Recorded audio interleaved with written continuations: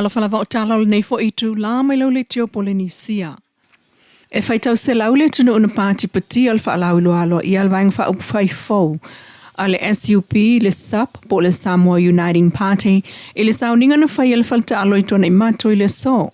O le vaenga wha upu fai FOU le o whanau mai na ua ta apel fai ngā malo, a le wha atua i le tua Samoa ua tasi po le FAS, ma o ese ai le toa se fulu lima au fia i le fiongan pāle mia ma se vaenga o minister, ma sui minister sa o lato langlongo ina le wha moe lea, ua tula i mai ai le latau vaenga wha upu fai, wa moli mawina i le so, le Samoa Uniting Party. Pei tai wa moli mawina i le so la latau tāpenanga mo le whai ngā pālota te lea Samoa. E tolu matai ta mai tai o lo tau vā mai ai, ma matai ali i e toa lua se fulu tolu. O le toa sulfa o fai pule sa tutu maum tali tonuina le taita inga le fiongal sa wha pito. Fia mena o mi mata afa, le ua wha o popone i ai maisi tamali i longa maisi fo i tu malo le tunu. Pei tai, o le au lato avel wha taua, i le soifua malo loina, o i tūtau ia o onga o folo le a onga fua o whanau, mai le onga wha taitai o Atuli University. O sa taimi o na maua leo se atoanga o fuafua ngā lualuma mau, a le Samoa Uniting Party, mō tātou tala o lumanai.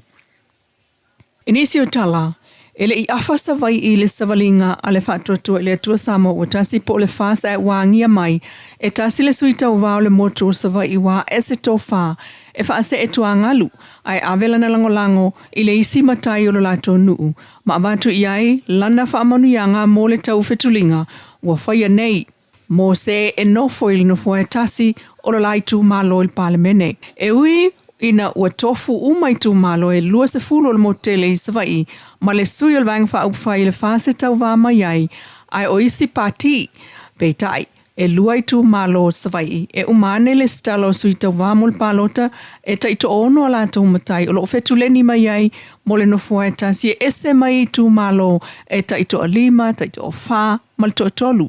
Mai le o tuu ai lava, feuta na inga masoala upulenga wha au i tō whaam whina ngā lo sui wha oliolio i tū malo, o taito o lua pēsili e tu fo i sui o vang wha upwhai o lo tau wā mai ai. O le savalinga le whaasi sa la whai le asalua, se fulu lima o iu lailu o lua lima wā whia i le tū malo wha asale le anga tolu ma le lima, a matatu i sa papali im wha asolo atu ai i lano. O le whelo inga le whaas ma le tumalo wha asale le anga na angi ai. Le wha awhetaia e le whai lotu o le fuafuanga mo le sauninga o tau mawha a whanau ia o ngā wha taitai. E tali tonu le whai lotu o le tau mawha ta tau e tutupu e aini whanau popoto ma ni whai ia o ngā tino le lei. O le awa o le whelo inga i le whaiva o pule ma whaiva o whaololonga le sa mo le mawina. E le whai tau se lau o le au whai wha ai unga o le tumalo wha asale le anga tolu. Sau noa le te fono le sunga la au le mali e tō pula te vau le watea, pula te vau Fosi Schmidt. E wha malulu i le tu malo wha asale le anga. O na wale eisa i unga o le lato nofo inga. E o mai ina wha ata apel pale mene ua vae toru le numero le fono whaitu la fono a Samoa.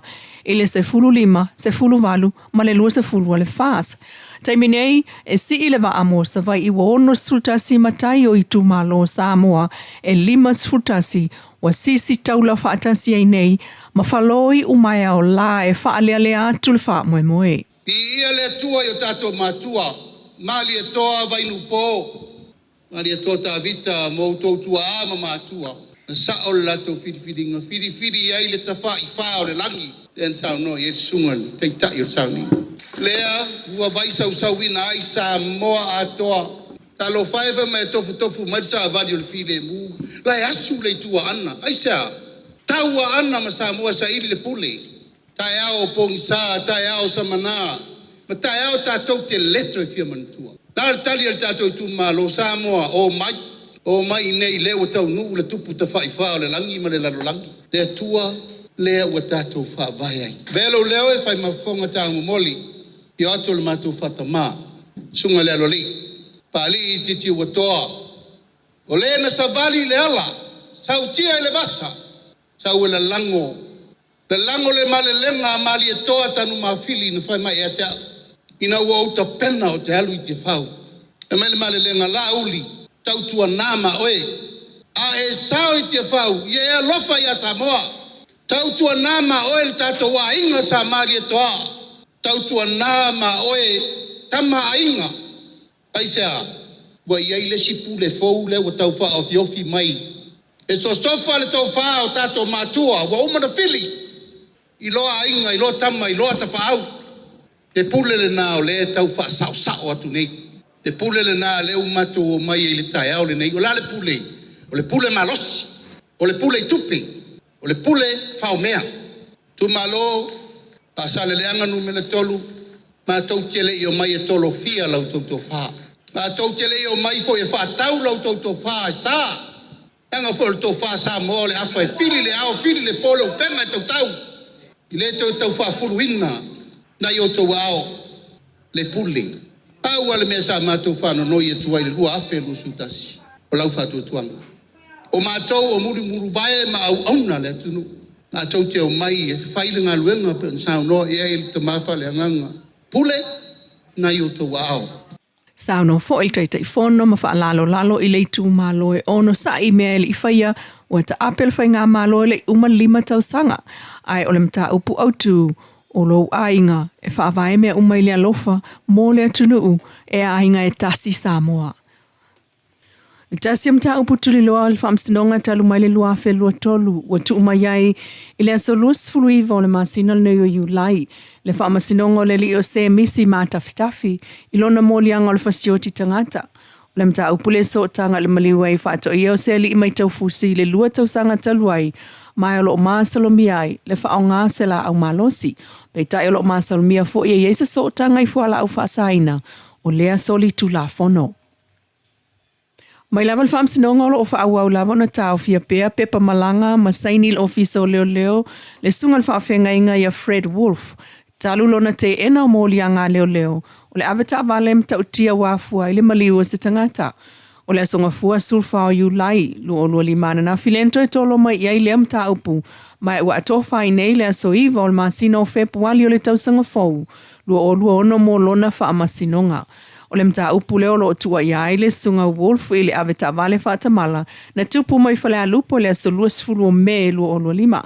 O mai tawina ele whamasinonga le whaaua upea o whaalawalawe tauta avale lu tātua tunu.